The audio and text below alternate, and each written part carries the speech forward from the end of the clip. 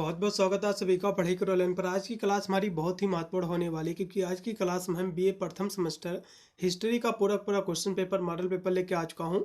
ये जो question paper है पिछले 3 वर्षों के सभी विश्वविद्यालय के पेपरों को एनालाइज किया, उसी के आधार पर इसको मैंने फिर से क्रिएट किया हुआ है। या आप ऐसे भी कह सकते हैं कि आपके संपूर्ण जो पाठ्यक्रम है उस समय जितने भी महत्वपूर्ण आपके क्वेश्चन थे उन सभी को उठाकर आज की क्लास के माध्यम से कराने का प्रयास कर रहे हैं। मैं गारंटी लेता हूं यदि आप ये मेरा कंप्लीट वीडियो देख के जाओगे, इन सभी प्रश्नों को जो है रट के जाओगे, तो आपका जो है 90 से जो है 95% पेपर आपका इन्हीं से सॉल्व हो जाएगा। अन्य कोई भी आपको वीडियो देखने की बिल्कुल भी आपको आवश्यकता नहीं पड़ेगी। क्लास हमारी थोड़ी सी लंबी हो सकती है और क्लास हमारी जो है जो भी आती थोड़ी सी लेट में आती है क्योंकि हम प्रॉपर रिसर्च के बाद ही कोई क्लास कराते हैं। और मैं बता दूंगा कि आपका जो है कितना प्रतिशत आपका पेपर आएगा। ठीक है, मैं गारंटी के साथ कह रहा हूं कि 90% आपका पेपर बिल्कुल इसी से आपका फंसेगा। अन्य कोई भी आपको क्लास देखने की बिल्कुल भी आपको आवश्यकता नहीं पड़ेगी। तो चलेगा ना ज़्यादा समय गवाते हुए सीधे आज की क्लास के माध्यम से हम बीए प्रथम सेमेस्टर हिस्ट्री का आज हम मॉडल पेपर क्वेश्चन पेपर को आज हम करा रहे हैं। पेपर आपका है हिस्ट्री का। इसमें आपको जो हिस्ट्री है मेडिवल हिस्ट्री है। पेपर के यहाँ से नेम आपको मिलाना है ancient and early medieval India, जो कि टेल आपको पढ़ना है 1200 AD। ठीक है, यूपी की जितने विश्वविद्यालय है सभी का सिलेबस सेम है। यदि हम कुछ यूनिवर्सिटी की बात करें तो CSJMU कानपुर विश्वविद्यालय हो गया, डॉक्टर राम मनोहर लोहिया VVPSU पूर्वांचल विश्वविद्यालय MGKP, BU Jhansi, MGPRU Bareilly विश्वविद्यालय, और भी BU झांसी, रज्जो भी विश्वविद्यालय प्रयागराज, और भी हमारे बहुत सारे विश्वविद्यालय है, राजा महेंद्र प्रताप सिंह वगैरह, आगरा विश्वविद्यालय है। इन सभी का सिलेबस सेम है, यही आपको पढ़ना है। ठीक है, सभी विद्यार्थी वीडियो को लाइक करेंगे, साथ में सेशन को शेयर करेंगे 200 बार, जिससे सभी विद्यार्थी इन सभी प्रश्नों को रट ले, क्योंकि यही से आपके पेपर जो है छप के आएगा इन सभी प्रश्नों से। चलेगा, पेपर आपका इसी प्रकार का आएगा, कोई भी चेंजेस नहीं रहेगा। 2 घंटा आपका समय दिया जाएगा, पूरा का पूरा पेपर आपका 75 नंबर का जो है आयोजित कराया जाएगा। पेपर आपका 3 खंडों में आपका विभक्त आएगा, section A, section B, section C. सबसे पहले मैं सेक्शन ए के प्रश्नों को जो है सोल्व करूंगा।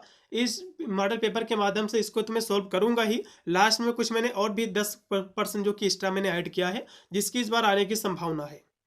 ठीक है, तो सेक्शन ए की हम बात करें तो सेक्शन ए में टोटल आपके जो है 10 क्वेश्चन आपके दिए हुए हैं, जो कि प्रत्येक क्वेश्चन आपका जो है 2 नंबर का रहेगा। कुछ यूनिवर्सिटी में 3 नंबर का होता है, तो 30 नंबर का सेक्शन ए होता है। कुछ यूनिवर्सिटी में जो कि 5 ही क्वेश्चन पूछे जाते हैं। सेक्शन की एक की खासियत यह है, चाहे क्वेश्चन जितने पूछे जाए लेकिन सभी प्रश्न आपको अटेम्प्ट करना रहता है, कोई कि इसमें कोई भी प्रश्न आपका एक्स्ट्रा जो है नहीं होता है। और सेक्शन जो सी होता है, जो बी होता है, इसमें आपके एक्स्ट्रा प्रश्न आपके रहते हैं। तो मैं तो आपको यही कहूंगा, जो आपको प्रश्न पता है, वैसे तो आप मेरी क्लास देख के जाओगे, सभी प्रश्नों को समझ के जाओगे, तो मैं गारंटी लेता हूं कि आपका एग्जाम में हो सकता है प्रश्न देखने को मिलेगा ही नहीं बाहर से। यदि हो सकता है कि 1-2 प्रश्न मिल भी जाए तो आपको शुरुआत में नहीं करना, उनको जो आपको पता है उनको सबसे पहले करना है, फिर बीच में भी उनको नहीं करना है, सबसे लास्ट में जाकर आपको करना है। और जो भी क्वेश्चन आप लिखो उसका जो भी सेक्शन है उसको मेंशन जरूर आपको करना है। चलेगा, तो पहला इसमें जो क्वेश्चन है कि बिंदुसार कौन था। बिंदुसार बहुत ही महत्वपूर्ण है। बिंदुसार कौन था, इसकी उपलब्धियां क्या है, एग्जाम में काफी बार क्वेश्चन रिपीट हुआ है। इतिहास से आप क्या समझते हैं, या फिर आपका जो है क्या आशय है, क्वेश्चन बहुत ही महत्वपूर्ण है। 4 पुरुषार्थ क्या है, बहुत ही महत्वपूर्ण क्वेश्चन है। आश्रम व्यवस्था क्या है, और पृथ्वीराज तृतीय ये कौन थे, इनके बारे में हम समझेंगे। तो सबसे पहले बिंदुसार कौन थे, इनके बारे में समझिएगा। तो बिंदुसार जो कि मौर्य राजवंश के दूसरे सम्राट थे। बिंदुसार कौन थे, ये मौर्य राजवंश के दूसरे सम्राट थे, जो चंद्रगुप्त मौर्य के पुत्र और महान सम्राट अशोक के जो पिता थे। मतलब जो है ये किसके पुत्र थे, ये जो है चंद्रगुप्त मौर्य के जो पुत्र थे, और जो है महान जो सम्राट अशोक थे इनके जो है पिता थे। ठीक है, उनके जो है ये पिता थे।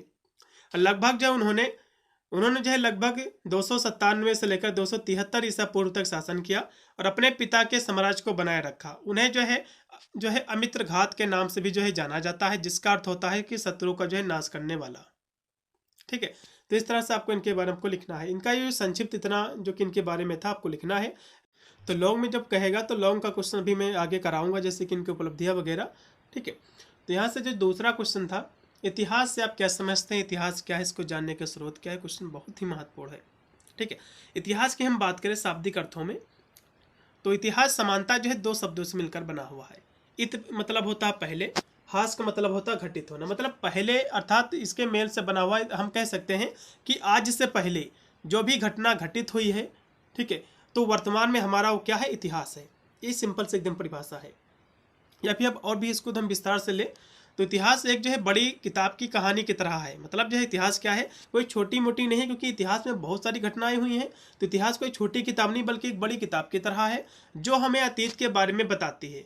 इतिहास क्या करती है, हमें अतीत के बारे में बताती है, पहले के जो व्यक्ति थे उनका जीवन कैसा था, वे कैसे रहन सहन उनका था। ठीक है, तो उस तरह की जो है उनके बारे में हमें बताते हैं। क्या बताते हैं कि लोगों ने जो उस समय क्या किया, वे कैसे रहते थे, और जो है बहुत पहले ये जो है घटनाएं जो है घटित हुई थी, ये जो घटनाएं थी इनके बारे में हमको जो है बताने का प्रयास करता है हमारा इतिहास। ठीक है, यदि हम बहुत ही व्यवहारिक शब्दों में बात करें, बहुत ही सरल शब्दों में बात कहें, तो यह सब जो है समझने के बारे में कि हम जो है कहाँ से आए हैं, अब हमें जो है सभी कहानियाँ कहाँ से मिलेंगी। खैर जो है जिस तरह से हम अपने परिवार के अतीत के बारे में जानने के लिए अपने अपने जो है दादा दादी से पूछते हैं, या फिर जो है पुराने एल्बम को देखते हैं। मतलब जो है जैसे कि हम अपने कह सकते हैं जो पूर्वज हैं, या फिर अपने जो है परिवार के बारे में, जो उससे पहले जो हमारे दादा थे परदादा थे, तो उनके बारे में हम जानने के लिए क्या करते हैं, या फिर जो है अपने दादा दादी से पूछते हैं, फिर पुराने जो एल्बम रखे हैं अलमारी में उनको हम देखते हैं, उनके माध्यम से हम जो है उनको जो है जानते हैं। तो ठीक उसी प्रकार इतिहास क्या है, इतिहास जो है, इतिहासकार क्या है, जो इतिहासकार हुए जो कि इतिहास के बारे में उसको जानकारी दिया है। तो इतिहासकार जो है इतिहास के बारे में जानने के लिए विभिन्न स्रोतों का उपयोग करते हैं। ये पुराने जैसे कि पत्र हो सकते हैं, डायरी हो सकती है, पेंटिंग जो हो उस समय की हुई थी, जो कलाकृतियाँ थी, जो इमारतें थी, अभी जो एक पीढ़ी से दूसरी पीढ़ी तक चल रही जो कहानियाँ हैं, ऐसी चीज़ें हो सकती हैं। ठीक है, तो ये सुराग की तरह है जो हमें जो है जोड़ने में मदद करते हैं कि अतीत में जीवन उन लोगों का कैसा था। तो इतिहास जो है मूल रूप से इन सुरागों या जो स्रोतों का उपयोग करके अतीत का अध्ययन जो है। मतलब जो है इतिहास के जानने के बहुत सारे स्रोत हैं, जैसे कि उस समय के जो राजा हुए हैं उन्होंने जो सिक्के चलवाए हैं, फिर शिलालेख लिखवाए हैं, या फिर भवन का निर्माण करवाया है, तो इस तरह से उनके बारे में हमको जानकारी मिलती है, उनका जीवन पद्धति कैसा था। ठीक है, तो इस तरह से हम जान सकते हैं इतिहास के बारे में। अब अगला जो इसमें क्वेश्चन था कि 4 पुरुषार्थ कौन कौन से हैं, इनको आपको बताना है। क्वेश्चन बहुत ही महत्वपूर्ण है। तो 4 पुरुषार्थ आपके जो है धर्म और जो है अर्थ, काम और जो है मोक्ष हैं। ये जीवन के जो है 4 प्रमुख लक्ष्य हैं। धर्म जो है नैतिकता है, ठीक है, जिसको नैतिकता भी कहा जाता है। अर्थ का मतलब होता है समृद्धि, काम का मतलब होता है इच्छा या विजय आनंद, मोक्ष का मतलब होता है मुक्ति। तो इसको हम थोड़ा सा विस्तार में समझेंगे सभी इसके जो इसमें पुरुषार्थ दिए हुए, जैसे कि धर्म या जो है नैतिकता, धार्मिकता और सही आचरण से जुड़ा है। इसका अर्थ होता है कि कर्तव्य और जो है सही मार्ग पर चलना। जबकि अर्थ का क्या अर्थ होता है, अर्थ का मतलब होता है कि इसमें धन संपत्ति भौतिक समृद्धि इसमें शामिल है जो जीवन जीने के लिए आवश्यक है।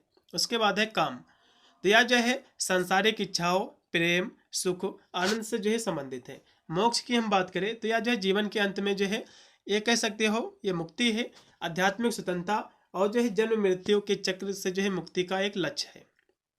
तो इस तरह से आपको इसके बारे में लिखना है। अब आश्रम व्यवस्था क्या है, इसको समझ लीजिए। क्वेश्चन बहुत ही मोस्ट वांटेड है क्वेश्चन, सारे के सारे क्वेश्चन। ठीक है, तो इसको समझ लीजिए। तो आश्रम व्यवस्था प्राचीन भारतीय समाज में जीवन को 4 चरणों में विभाजित करने वाली एक सामाजिक धार्मिक प्रणाली थी।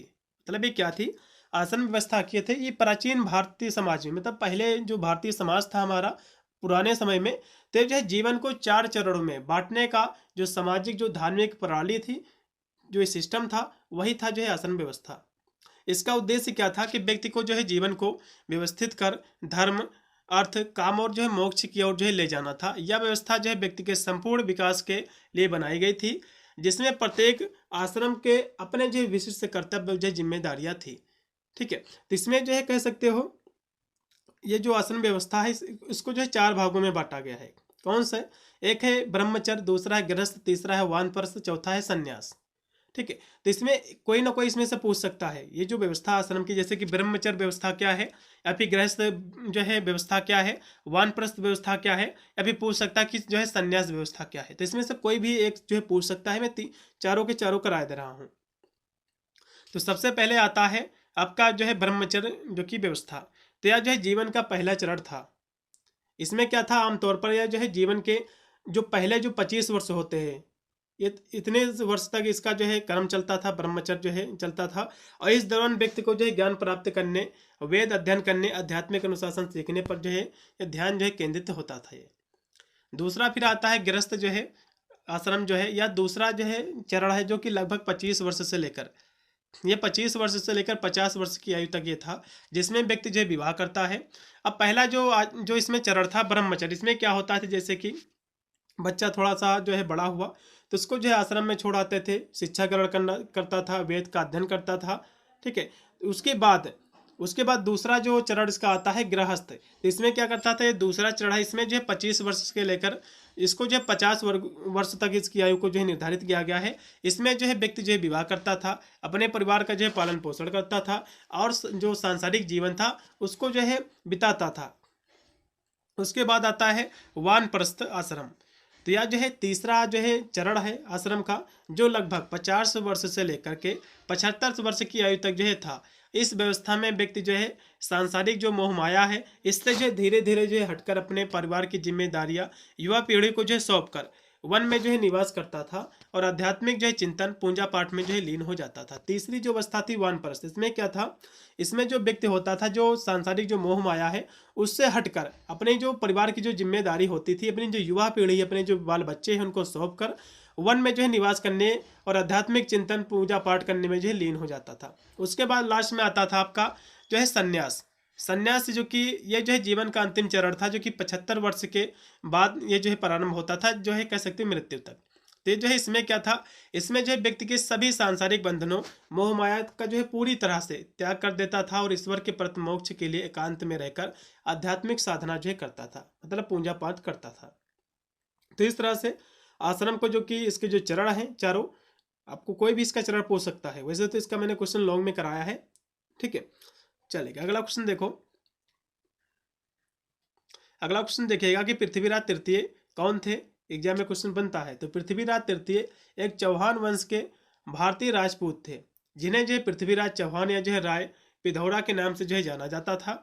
वह जो है 12वीं शताब्दी के अंत में उत्तर भारत के में जो है शासन करते थे और उन्होंने वर्तमान राजस्थान, हरियाणा, दिल्ली, मध्य प्रदेश के हिस्सों पर जो है नियंत्रण किया था। उनका शासन जो है बहुत बहादुरी मोहम्मद गौरी के साथ उनके जो है युद्ध के लिए प्रसिद्ध है, ठीक है। उनका जो शासन काल था ये 1178 से लेकर जो है 1192 ईस्वी तक इनका शासन काल रहा है। इनकी जो राजधानी थी अजमेर थी।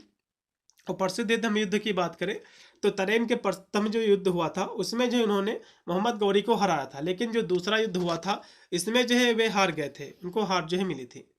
अन्य जानकारियों की हम बात करें तो उन्होंने जो है दिल्ली की गद्दी पर जो है बैठने वाले अंतिम स्वतंत्र और हिंदू राजाओं में से एक थे। मतलब जो है वे सबसे जो है लास्ट में जो गद्दी पे बैठे थे, सबसे लास्ट के हिंदू शासक थे ये। उनकी बहादुरी राजनीतिक प्रतिभा के लिए उन्हें जो है जाना जाता है। उनके दरबारी कवि जो कि चंद्रबरदाई ने जो है उनके जीवन पर पृथ्वीराज रासो नामक जो है महाकाव्य की रचना की है। हालांकि इसके ऐतिहासिक प्रमाणों पर जो इतिहासकारों में जो है मतभेद हैं। तो इस तरह से इसके बारे में आपको लिखना है। चलेगा अगला क्वेश्चन भी देखिएगा कि चंद्रगुप्त प्रथम कौन है, अजात शत्रु कौन थे, स्कंदगुप्त कौन है, काला अशोक कौन है, मोहम्मद गजनवी कौन है, इन सभी के बारे में समझेंगे, ठीक है। चलेगा चंद्रगुप्त प्रथम कौन थे इनके बारे में समझ लीजिएगा। तो चंद्रगुप्त प्रथम गुप्त साम्राज्य के एक शक्तिशाली शासक थे, जिन्होंने जो है 319 से लेकर 320 तक ईस्वी तक जो है शासनकाल शुरू किया और महाराजाधिकार की उपाधि जो है धारण की। उन्होंने जो है गुप्त साम्राज्य की शुरुआत की और जो कि लिच्छवी राजकुमारी कुमार देवी से विवाह कर अपनी शक्ति का जो है विस्तार किया, जिससे जो है गुप्त साम्राज्य का विस्तार हुआ। और उनका जो शासनकाल था 319 ईस्वी से जो है शुरू हुआ और उन्होंने जो है पाटलिपुत्र को अपनी राजधानी जो है बनाया था। तो ये था इनका संक्षिप्त जीवन के बारे में। अगला जो इसमें क्वेश्चन कि अजात शत्रु कौन है, इनको समझिएगा। अजात शत्रु का जो शासनकाल था ये 1494 से लेकर 1462 ईस्वी तक जो है इन्होंने शासन किया था। अजात शत्रु ने अपने पिता की हत्या कर राज्य जो है छीना था। अजात शत्रु कौन था, अजात शत्रु ने जो है ये जो है अपने पिता की हत्या कर दिया था इसने, और तब जो है उसका जो शासन था उसको छीन लिया था और अपने जो है पूरे समय में उसके विस्तार की आक्रामक नीति अपनाई। उसने जो है उसे काशी और कौशल की ओर जो है ढकेल दिया। मगध और कौशल के बीच एक लंबे समय तक अशांति हुई। कौशल राजा को जो है अपनी बेटी का विवाह अजात शत्रु से जो है करने और उसे जो है काशी देने के लिए जो है मजबूर होकर शांति खरीदनी पड़ी और यह युद्ध जो है 16 वर्षों तक जो है चला रहा है। अजात शत्रु जो है बहुत ही क्रूर शासक था, भी ऐसे कह सकते हो कि यहाँ तक कि अपना जो है शासन करने के लिए अपने पिता की हत्या कर देता है, ठीक है। और उसने जो है बहुत ही आक्रामक नीति अपनाई। काशी और जो है कौशल में उसको जो है ढकेल दिया था। जितनी भी आक्रामक नीति थी उसने जो है मगध और कौशल के बीच एक लंबे जो है समय तक अशांति हुई थी। किस लिए अशांति किया था, क्योंकि वह जो कौशल के जो राजा थे तो उनकी जो बेटी थी उससे विवाह करने के लिए काफ़ी वहाँ पर जो है आक्रामक नीति अपनाई, जिससे उसका जो है विवाह हो जाए और वहाँ पर भी जो है कब्जा कर ले। तो बाद में फिर वही हुआ, वहां पर क्या हुआ, फिर उसने जो है कौशल के बीच एक लंबे समय तक अशांति शुरू हुई। कौशल के जो राजा थे अपनी बेटी का विवाह अशत्रु से जो है करने के लिए विवश हो गए। फिर जो है अजात शत्रु से अपनी बेटी का, जो कि कौशल के जो राजा थे, उसने जो है शादी कर दी। उसके बाद जो है अजात शत्रु ने जो है, जो कह सकते हो वहां तक जो है पूरा विस्तार जो है कर लिया। ये युद्ध जो है करीब करीब जो है, जो अजात शत्रु थे, जो कौशल के जो राजा थे, 16 वर्षों तक इनका युद्ध चला। उसके बाद जाकर कौशल के राजा ने जो है अपनी बेटी की शादी जो है अजात शत्रु से किया था। तो इस तरह से आपको इनके बारे में आपको लिखना है। अगला जो इसमें क्वेश्चन है कि जो है स्कंद गुप्त कौन थे, बहुत ही महत्वपूर्ण क्वेश्चन आपके एग्जाम में बनेगा। तो स्कंद गुप्त गुप्त वंश का एक महत्वपूर्ण जो है सम्राट था, जिसने जो है 455 से लेकर के 467 ईस्वी तक जो है शासन किया। उसने जो है पुष्य मित्रों जो हुड़ो जैसे जो आक्रामक जो कारी थे, उनको जो है सफलतापूर्वक जो है हराकर गुप्त साम्राज्य को जो है सुरक्षित रखा। वह जो है गुप्त वंश के अंतिम प्रतापी सम्राट माने जाते हैं। उनके शासनकाल में साम्राज्य का पुनर्स्थापन हुआ और स्कंदगुप्त ने अपनी वीरता उदारता के लिए भी जो है जाना जाता है। और उन्होंने जो है अपने शासनकाल के दौरान सुदर्शन झील जैसे महत्वपूर्ण सार्वजनिक कार्यों की जो है मरम्मत भी कराई। एग्जाम में क्वेश्चन बनता है कि सुदर्शन झील की जो है मरम्मत किसने करवाई, तो जो है इसकी मरम्मत किसने करवाई, स्कंदगुप्त ने। ठीक है, यदि हम कुछ महत्वपूर्ण बिंदुओं की बात करें तो स्कंदगुप्त जो था गुप्त वंश का शासक था, जो कुमार गुप्त प्रथम का जो है पुत्र था। इनके पिता का नाम क्या था, कुमार गुप्त प्रथम। अगला क्वेश्चन देखिएगा कि कालाशोक कौन थे। क्वेश्चन बहुत ही महत्वपूर्ण है। कालाशोक अथवा जो है काकवड़ प्राचीन जो है भारत में मगध क्षेत्र में शिशुनाग वंश का जो है दूसरा जो है शासक था। कालाशोक जो कि इनका जो शासन था 394 से लेकर 366 ईस्वी तक जो है शासन काल इनका रहा है। कालाशोक ने वैशाली के स्थान में पाटलिपुत्र को पुनः अपनी जो है राजधानी बनाया। द्वितीय बौद्ध संगीति जो कि 383 ईसा पूर्व का आयोजन जो है इसी काल शासन काल में जो हुआ था। उसने जो है लगभग 28 वर्ष तक शासन किया और महाबौद्ध वंश के अनुसार कालाशोक के पश्चात उसके दास पुत्रों ने लगभग 22 वर्ष तक जो है शासन किया। ठीक है, शासन किया था। तो इस तरह से इनके बारे में आपको लिखना है। अगला क्वेश्चन देखिएगा, महमूद गजनवी कौन थे, उसने जो है भारत आकर जो है क्या किया। क्वेश्चन बहुत ही महत्वपूर्ण है। महमूद गजनवी साम्राज्य का एक जो है शासक था, जिसने जो है 997 ईसा से 1030 ईसा तक जो है शासन किया और अपनी जो है धन संपत्ति लूटने के लिए भारत पर 17 बार आक्रमण किया। मतलब जो है भारत का खजाना लूटने के लिए, यहाँ का धन लूटने के लिए 17 बार आक्रमण किया। उसने जो है मंदिरों को लूटा, उसको नष्ट किया। मंदिरों को तो उसके जितने भी सोने थे उसको लूटा ही, सोने की मूर्तियां वगैरह, और साथ में मंदिर को नष्ट भी किया। खासकर 1025 ईस्वी में जो है सोमनाथ मंदिर पर जो उसका सबसे प्रसिद्ध और क्रूर हमला था। सोमनाथ मंदिर पर जो हमला किया था महमूद गजनवी ने ही किया था, सबसे क्रूर हमला किया था इसने। ठीक है, उसने जो अपने साम्राज्य की राजधानी गजनी को जो है कला, संस्कृत और जो है विद्वता का केंद्र जो है बनाया और अपने युद्ध के लिए धन का इस्तेमाल जो है किया करता था। जितने भी मंदिर होते थे हिंदुओं के, उनको लूटता था, उनको नष्ट करता था। जितना भी उनसे धन होता था अपना जो है कह सकते हो युद्धों के लिए इस्तेमाल करता था, अपना साम्राज्य बढ़ाने के लिए। तो इस तरह से आपको लिखना है। अब यहाँ से सेक्शन आपका बी आ गया है। इसके हम प्रश्नों की बात करें, इसमें टोटल आपके जो है 7 क्वेश्चन आपके आएंगे, जो कि 5 ही क्वेश्चन आपको करना पड़ेगा, 5 से जो है 4 क्वेश्चन। इसमें 2 क्वेश्चन आपके एक्स्ट्रा रहेंगे जो कि ज़्यादा रहेंगे, तो जो आपको पता होगा उन्हीं आपको कर लेना है। चलेगा, इसमें पहला क्वेश्चन देखिएगा, नवपाषाणकालीन संस्कृत जो है उसकी प्रमुख विशेषता क्या है। उसके बाद है नालंदा विश्वविद्यालय पर संक्षिप्त आपको टिप्पणी लिखना है। वेद से आप क्या समझते हैं। क्वेश्चन बहुत ही मोस्ट वांटेड है। तो सबसे पहले जो कि नवपाषाणकालीन जो संस्कृत थी, जो कल्चर थी, इसकी विशेषता क्या है इसको समझ लीजिए।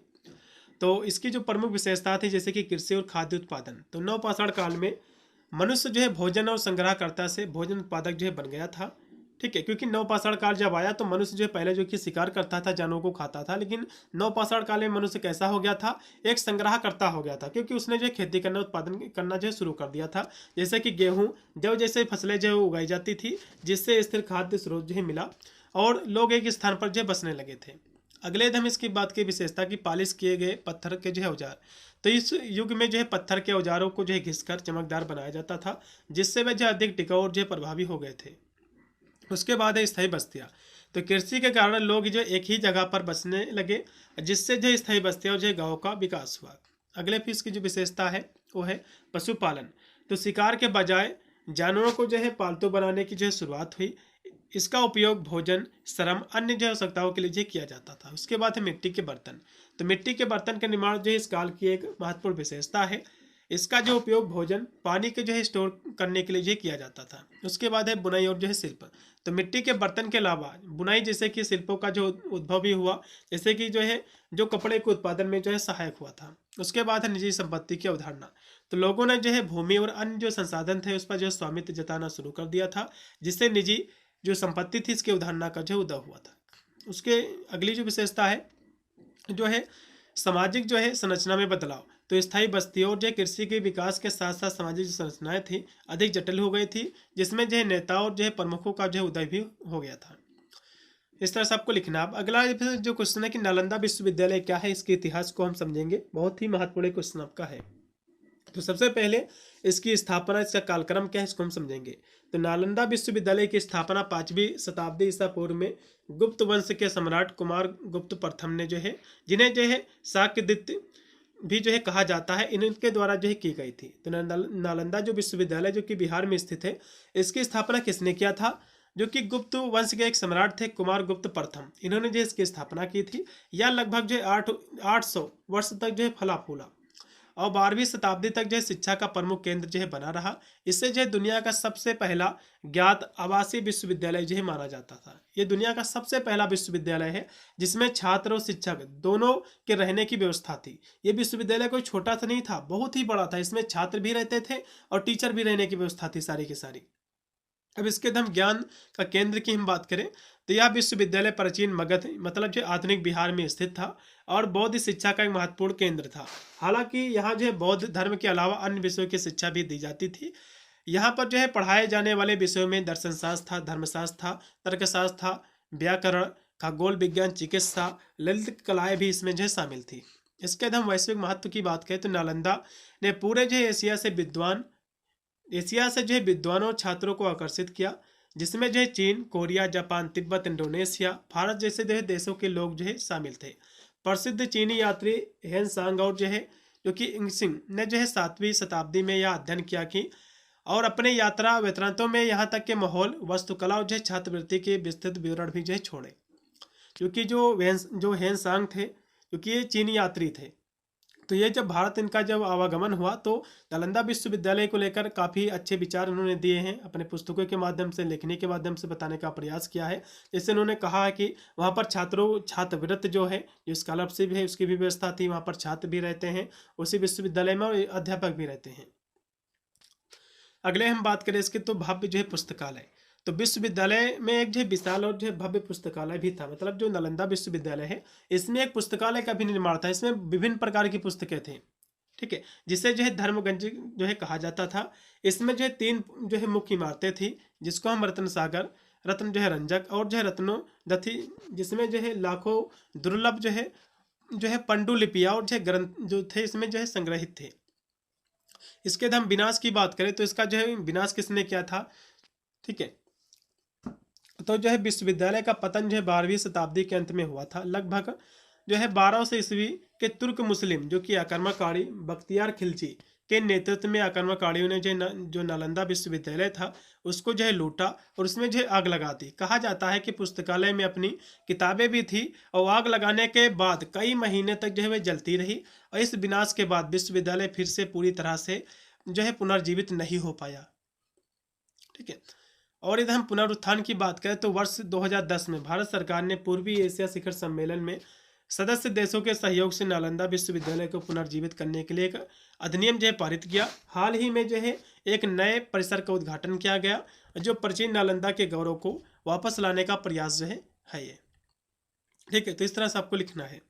अब यहाँ से अगला जो क्वेश्चन था कि वेद क्या है, वेद किसे कहते हैं, इसको हम समझेंगे, ठीक है। तो वेद को जो है ज्ञान के प्राचीनतम ग्रंथ के रूप में जो है जाना जाता है। यह संस्कृत के जो है विद धातु से जो बना हुआ है, जिसका अर्थ होता है जानना, ठीक है। उन्हें जो है मानव रचित जो है नहीं माना जाता है और ये जो है 4 प्रमुख रूपों में जो है विभाजित किया गया है। आपके वेद 4 होते हैं, ऋग्वेद, यजुर्वेद, सामवेद और जो अर्थवेद। वेदों में जो है देवताओं की जो है स्तुतियाँ, मंत्र, प्रार्थनाएं और आर्थिक जो धार्मिक अनुष्ठान है इसका वर्णन जो है इसमें जो है किया जाता है। तो ऐसे कौन कौन से 4 वेद हैं? एक है ऋग्वेद, सामवेद, यजुर्वेद और जो है अर्थवेद। तो इन वेदों को जो है सामूहिक रूप से चतुर्वेद भी जो है कहा जाता है। यह जो है हिंदू धर्म के मूल जो है ग्रंथ है। तो ऋग्वेद क्या है? ऋग्वेद जो है सबसे पुराना वेद है। इसमें जो है जो देवी देवताएं थी उनकी जो है स्तुतियाँ और जो है मंत्रों भजन इसमें मिलते हैं या फिर किए जाते हैं। फिर है सामवेद।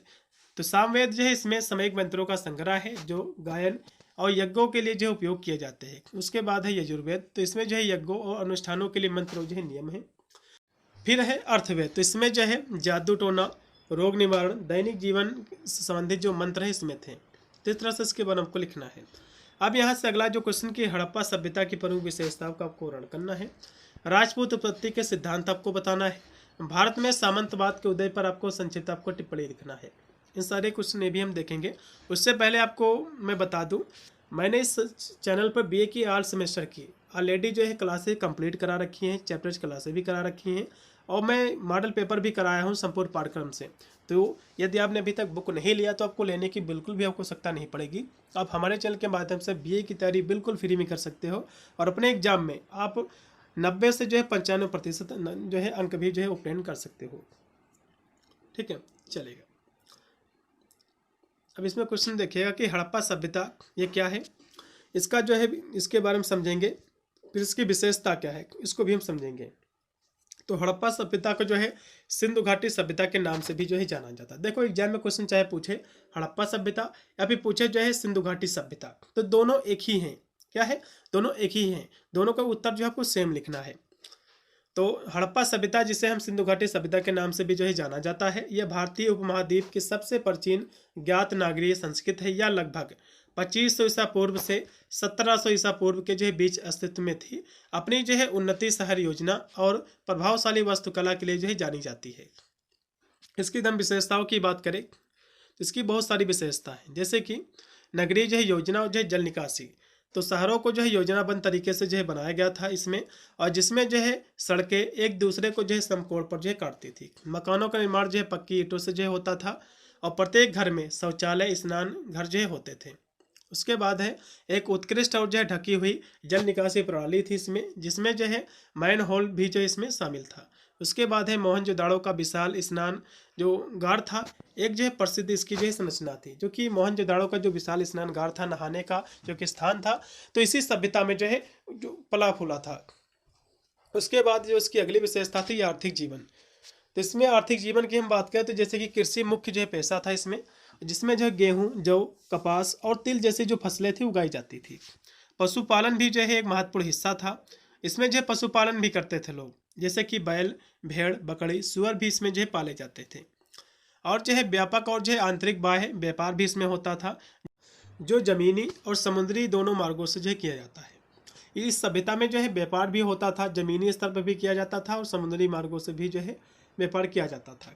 उसके बाद हमें अगली विशेषता की बात करें तो सामाजिक और जो है धार्मिक जीवन। तो समाज जो है सामंतवादी और जो है विकसित था, जिसमें पुरुष और महिला दोनों आभूषण जो है पहनते थे।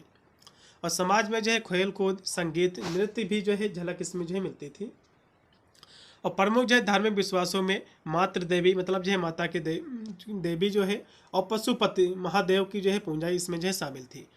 और जो है पशुओं, वृक्षों, जो है पत्थरों की पूजा भी जो इसमें जो है की जाती थी। मतलब जो है आप ऐसे कह सकते हो कि ये सभ्यता जो है हिंदू धर्म को जो है इंडिकेट करती है, उसको इंगित करती है।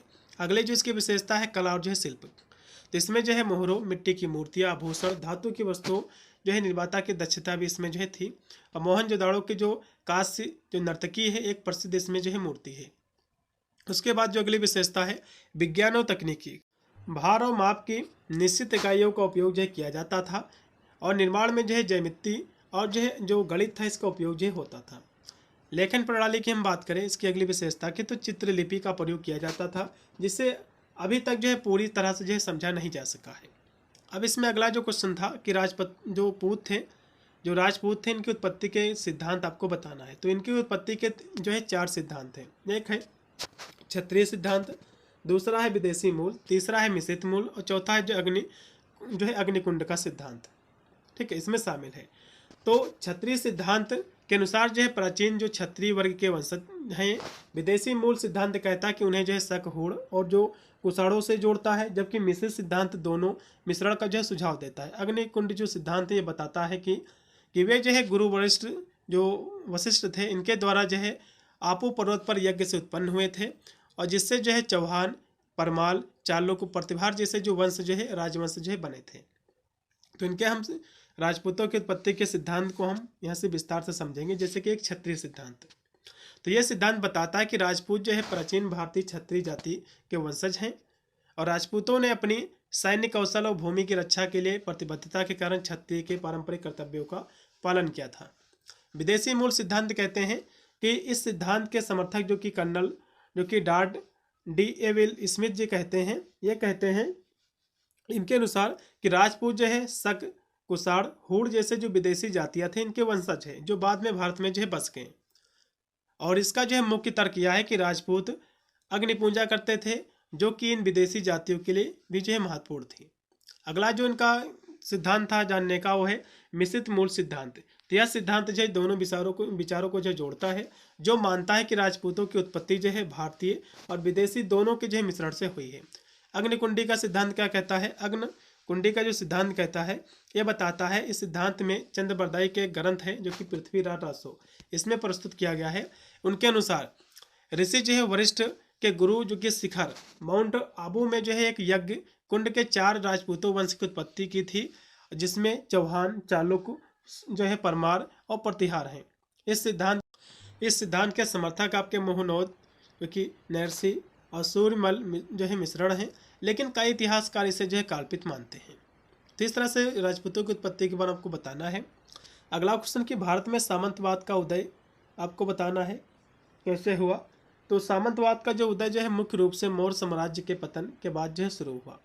जब सत्ता जो है शून्यता को भरने के लिए क्षेत्रीय राज्यों का उदय हुआ, तो गुप्त काल में वह प्रथा जो है मजबूत हुई, जब राजाओं ने जो है सैन्य प्रशासनिक सेवा के बदले ब्राह्मणों, बौद्ध भिक्षुओं और अधिकारियों की भूमि अनुदान देना शुरू किया।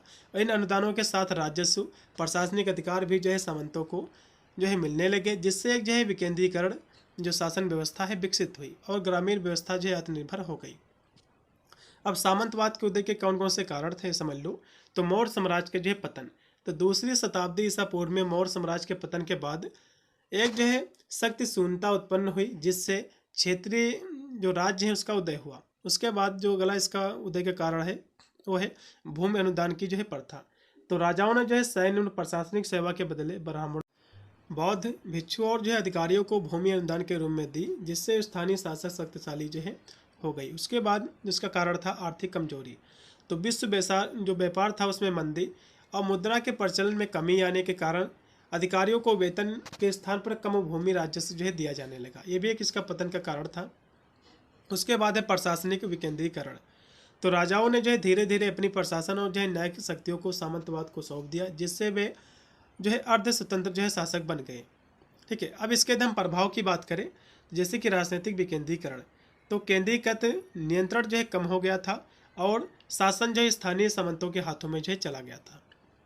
अगला जिसका प्रभाव था जो कि जागीरदार वर्ग का उदय। तो भूमि अनुदानों के कारण एक सामंती कुलीन वर्ग का उदय हुआ और जो अपनी जो है सेनाएं रखते थे।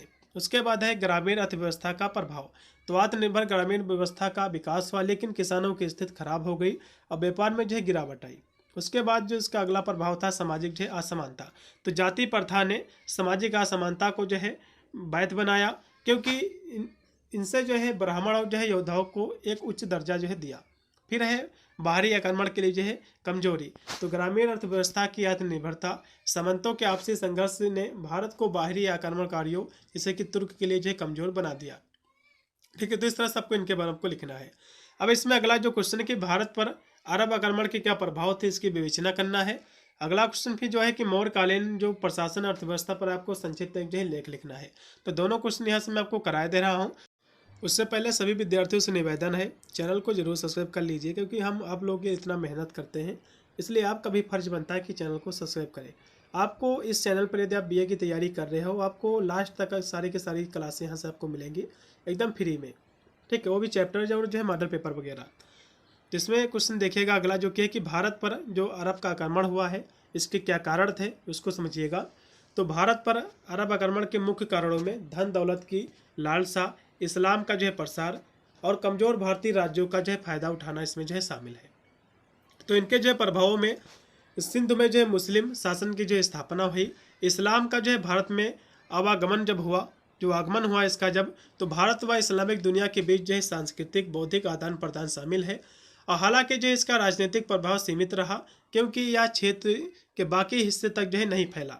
ठीक है, इसके कारण क्या थे, जब भारत में जब अरब आक्रमण हुआ तो इसके क्या कारण थे, जैसे कि आर्थिक, तो भारत की जो अपार जो धन संपत्ति थी भारत की, क्योंकि भारत को सोने की चिड़िया कहा जाता था, तो जो अरब लोग आए, जो अरब से जो मुस्लिम शासक आए, तो उन्होंने जो है भारत को लूटा, यहाँ से जो है जितना धन दौलत थे उसको अपने देशों में जो है उसको भेजा, वहाँ पर यहाँ पर शासन किया। और जो भी यहाँ का जो मूर्तियों को टूरा, जो मंदिरों से जितना भाई सोना खजाना था उसको अपने युद्ध कार्य में भी जो है यूज करते थे। तो इसका आर्थिक कारण था कि भारत की जो अपार धन संपत्ति थी उसको हड़पने की इच्छा अरबों को जो है प्रेरित करने वाली मुख्य कारणों में से एक थी। अगला था इस्लाम धर्म के जो है प्रसार के लिए, क्योंकि अरब के जो आक्रमण लोग आए यहाँ पे भारत में, तो एक तो भारत को लूटने के लिए आए, दूसरा जो है यहाँ पर अपना जो धर्म था इस्लाम उसको जो है प्रचार करने के लिए आए। ठीक है, कैसे इसका प्रचार प्रसार किया, जैसे कि इस्लाम के प्रसार की आकांक्षा भी एक महत्वपूर्ण जो है कारण थी। हालांकि इसके बाद के शासक ने धार्मिक सहिष्णुता जो है देखी गई। फिर है सामरिक, तो सिंध तट पर अरब जहाज़ों पर समुद्री डाकुओं के द्वारा किए गए हमलों ने तत्कालीन कारण के रूप में जो है काम किया। राजनीतिक की बात करें तो कुछ जो है राजनीतिक शासकों की कमजोर राजनीतिक और सैन्य शक्ति भी कारण भी जो है आक्रमण को जो है संभव जो है बनाया अरब के। अब इसके हम प्रभाव की बात करें, जैसे कि राजनीतिक जो इसका प्रभाव है, तो अरबों का जो शासन था मुख्य सिंध तक जो है सीमित रहा, उन्होंने जो है भारत के बड़े हिस्सों को जो है नहीं जीता।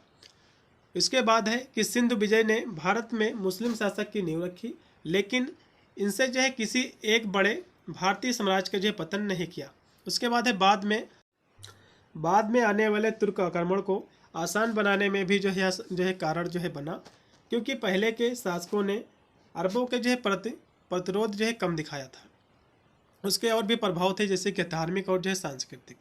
तो सिंध में जो इस्लाम का आगमन हुआ और कुछ लोगों को जो है जबरन जो है इस्लाम में जो है परिवर्तित किया, क्योंकि जब अरब से जब वहाँ के जो मुस्लिम शासक आए, तो जब कह सकते हो सिंधु में इसका जो है विस्तार हुआ, जब शासन किया तो उसने क्या किया, जबरन जो है जो हिंदू धर्म के जो लोग रहते थे उनको जो है इस्लाम में जबरन जो है कन्वर्ट किया, उनको जो है परिवर्तित किया।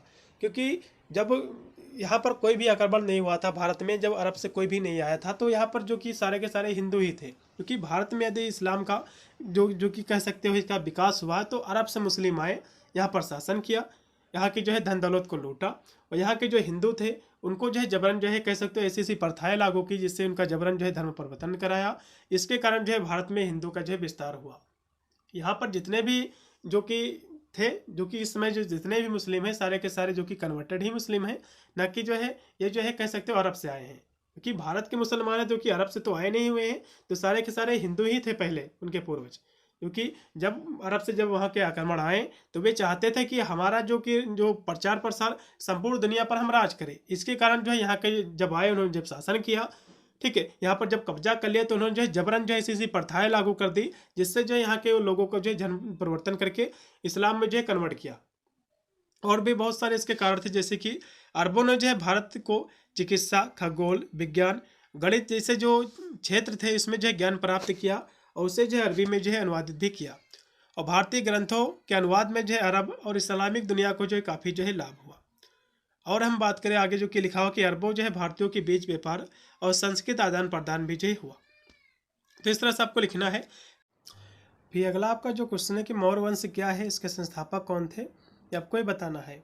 तो मौर्य वंश एक प्राचीन भारतीय राजवंश था। इसके संस्थापक जो थे चंद्रगुप्त मौर्य थे, जिन्होंने लगभग 321 ईसा पूर्व में मगध पर नंद वंश को हराकर इस वंश की स्थापना की थी। चंद्रगुप्त मौर्य भारत के पहले सम्राट थे जिन्होंने भारतीय महाद्वीप के एक बड़े हिस्से को एक साम्राज्य के तहत जो है एकीकृत जो है किया था। यदि इनके हम संक्षिप्त विवरण की बात करें तो मौर्य जो है कौन थे, तो मौर्य जो है प्राचीन भारत का एक शक्तिशाली राजवंश था, जिसने जो है लगभग 322 से लेकर के 185 ईसा पूर्व तक शासन किया। उनका साम्राज्य जो है पूर्व में गंगा के मैदान से लेकर पश्चिम में सिंधु घाटी और दक्षिण में ढक्कन पठार तक जो है फैला हुआ था। इसके संस्थापक की बात करें तो मौर्य साम्राज्य की जो स्थापना किया था चंद्रगुप्त मौर्य के द्वारा हुई थी। यदि हम इनके महत्वपूर्ण योगदान की बात करें तो नंद वंश के जो शासक थे घनानंद, इनको हराकर जो है मगध का पर जो अधिकार चंद्रगुप्त मौर्य ने किया था। और अपने जो है गुरु और जो है सलाहकार, जो कि इनके जो सलाहकार थे चाणक्य जी, जिसको हम कौटिल्य कहते हैं, इनकी मदद से भारत को जो है एकजुट किया था इन्होंने। और एक केंद्रीकृत और कुशल प्रशासनिक जो प्रणाली थी उसकी जो है नींव रखी थी। अब जो एग्जाम में क्वेश्चन बनता है कि मौर्यकालीन जो प्रशासनिक जो व्यवस्था थी ये कैसी थी, इसका भी वर्णन कीजिए। तो इसको भी देख लीजिएगा।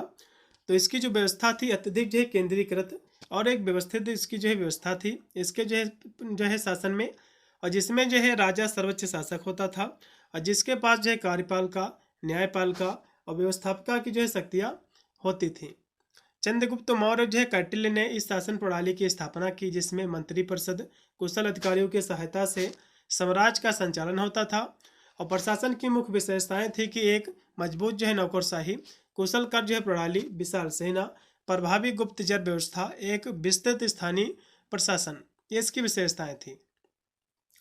तो इसका जो है केंद्रीय प्रशासन क्या है इसको समझ लीजिए। तो राजा, इसकी जो विशेषताएं हैं इसको समझिएगा। तो इसकी बहुत सारी विशेषताएं, जैसे कि केंद्रीय प्रशासन में आपको इसकी जो विशेषताएं जैसे कि राजा, तो इनके शासनकाल में राजा जो है सर्वोच्च शक्ति था, ठीक है, और सभी जो है शक्तियों का केंद्र था। वह जो है कार्यपालिका, न्यायपालिका जो व्यवस्थापिका था उसका जो प्रमुख था। मंत्रिपरिषद का जैसे कि तो राजा को जो है सलाहकार और सहायता देने के लिए मंत्रिपरिषद की चंद्रगुप्त मौर्य ने स्थापना की, उसको भी जो है कह सकते हो निर्माण करवाया, जिसके जो है सदस्यों में मुख्यमंत्री और जो है पुरोहित और उच्च अधिकारी भी इसमें जो है शामिल थे। फिर अगला जो इन्होंने जो है कार्य करवाया, फिर इनकी जो विशेषता थी अमात्य और जो है तीर्थ। तो केंद्रीय पदाधिकारियों को तीर्थ कहा जाता था और जो है ये 18 थे। अमात्य सभी जो है पदाधिकारियों के लिए एक सामान्य जो है पदनाम था जिनकी नियुक्ति से पहले उपधा परीक्षण यानी जो है चरित्र जांच जो है की जाती थी। फिर है पाटलिपुत्र, तो राजधानी पाटलिपुत्र के केंद्रीय प्रशासन भी जो है चलाया जाता था। फिर इनके यदि हम प्रांतीय और जो है स्थानीय प्रशासन की बात करें तो प्रांतीय प्रशासन में जो है इन्होंने जो साम्राज्य को प्रांतों में विभाजित किया था, जिसका जो प्रचालन प्रांतपाल और जो है राजवंशीय अधिकारियों के द्वारा जो है चलाया गया था। फिर है स्थानीय जो है प्रशासन, तो स्थानीय स्तर पर इन्होंने जो है 400 जो है गाँवों में मुख्यालय के लिए द्रोणमुख और जो है 200 गाँवों के लिए सर्वटिका और जो है 10 गाँव के लिए संग्रहण जैसी जो प्रशासनिक इकाइयाँ थी इनकी जो है व्यवस्था की थी। फिर नगर जो है प्रशासन, तो नगर के प्रशासन की जो है देख रेख के लिए कई जो है अधिकारी होते थे। मैगस्नीज के अनुसार नगर में जो है अनुशासन के अपराध नियंत्रण के लिए पुलिस व्यवस्था थी जिसे जो है रक्षित कहा जाता था। तो ये सारी की सारी व्यवस्था जो कि इन्होंने किया था, ठीक है, चंद्रगुप्त मौर्य ने। अन्य भी इनके कुछ महत्वपूर्ण बिंदु हैं, फिर इनकी विशेषता है जैसे कि सेना। तो जो है मौर्य साम्राज्य के पास एक विशाल और जो है संगठित सेना थी जिसमें जो है पैदल सेना, अश्व सेना और जो है हाथी सेना इसमें जो है शामिल थी। सेना का नेतृत्व एक जो है योग्य सेनापति करता था। इसका उद्देश्य जो है समाज की सीमाओं की रक्षा करना था और आंतरिक जो विद्रोह था उसको दबाना था, ठीक है। और था गुप्तचर जो है व्यवस्था, तो साम्राज्य में एक जो है अत्यंत जो है कुशल गुप्तचर व्यवस्था थी जिसके 2 प्रकार के गुप्तचर थे। एक था संस्थान जिसको स्थिर गुप्तचर कहते, दूसरा था संचारी जिसको भटकने वाला कहते थे। तो एक गुप्तचर जो है सम्राट को प्रशासन और समाज के बारे में जो है जानकारी देते थे। देखो इन्होंने जो है कुछ गुप्त अपने जो है कह सकते हो कुछ नौकर थे इनके जिसके इन्होंने जो है कह सकते हो बनाए, जिसमें ऐसे एक था आपका स्थिर जो कि उसी जो है राज्य में स्थित रहता था। एक इन्होंने बनाया जो कि संचारी था जो कि भटकने वाला था, सभी एरिया में जाकर जो है वहाँ पर अपना जो है जो राज्य था उसके बारे में जानकारी एकत्र करता था और आकर जो है राजा को बताता था। फिर उन्होंने कर प्रणाली भी इनकी एक विशेषता है, ठीक है।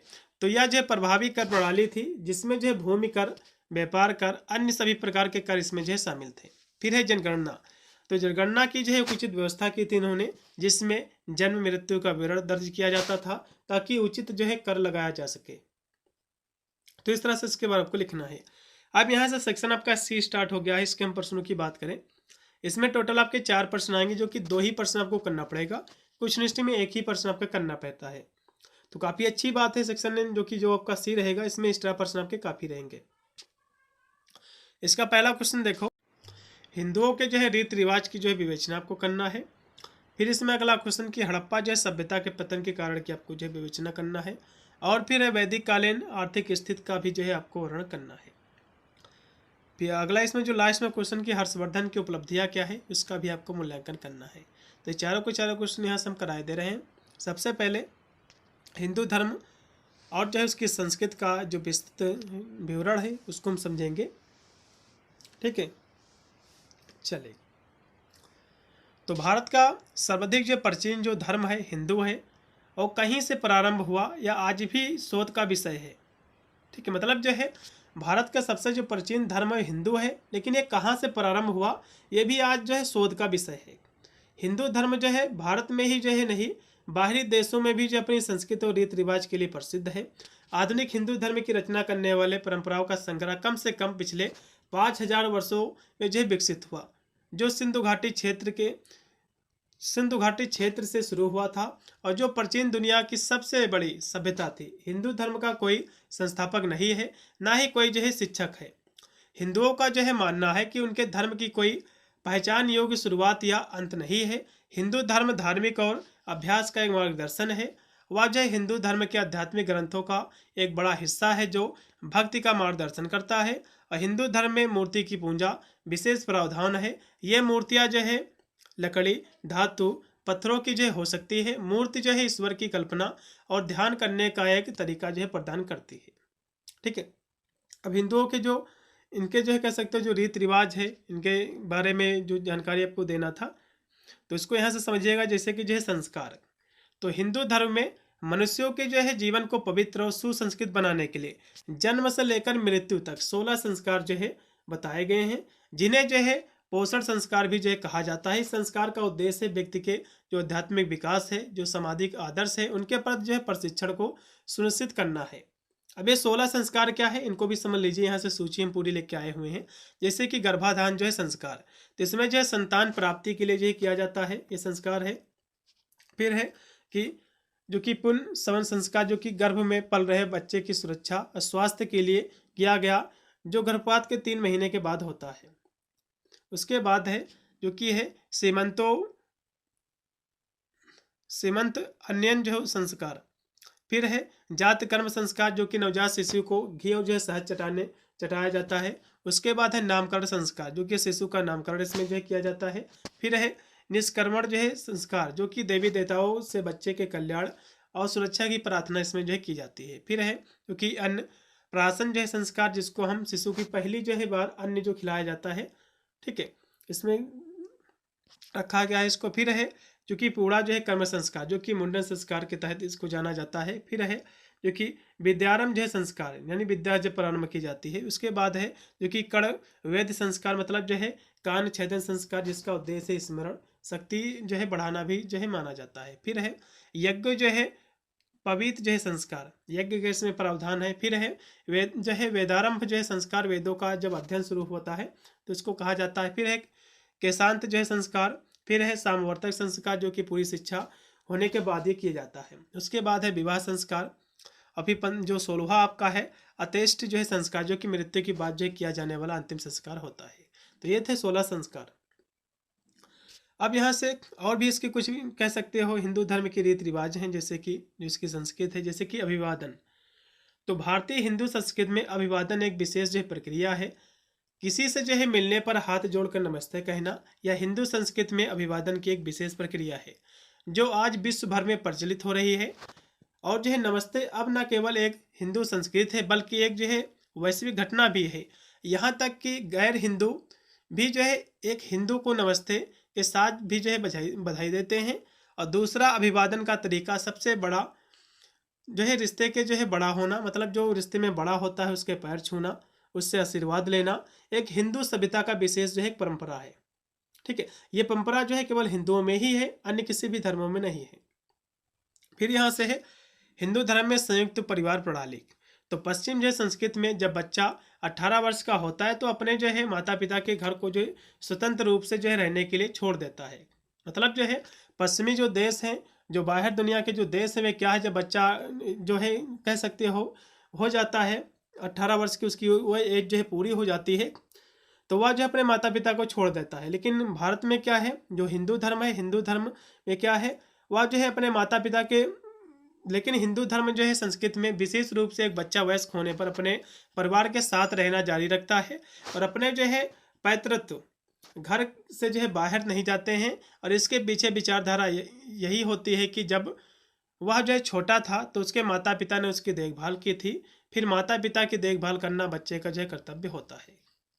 ठीक है। और हिंदू संस्कृति में आज भी जो है यह सभ्यता विराजमान है। अधिकांश भारतीय परिवार संयुक्त परिवार प्रणाली के अंतर्गत जो है आते हैं। फिर है विवाह प्रणाली, तो ये भी इसकी जो है कह सकते हो उसके हिंदू विवाह की संस्कृति के अंतर्गत आता है।